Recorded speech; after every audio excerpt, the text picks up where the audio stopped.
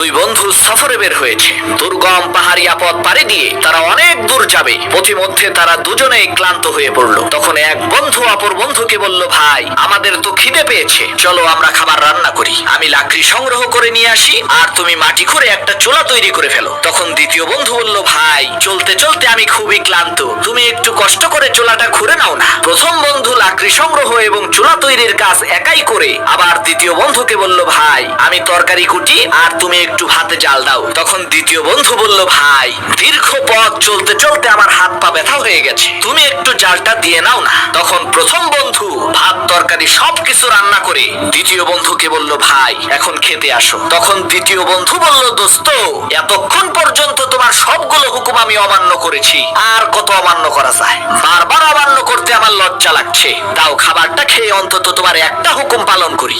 আমরা অনেকেই আছি এই বন্ধুটার মতো, আল্লাহর সবগুলো হুকুম অমান্য করে কিছু কিছু আল্লাহর হুকুম আমরা পালন করি।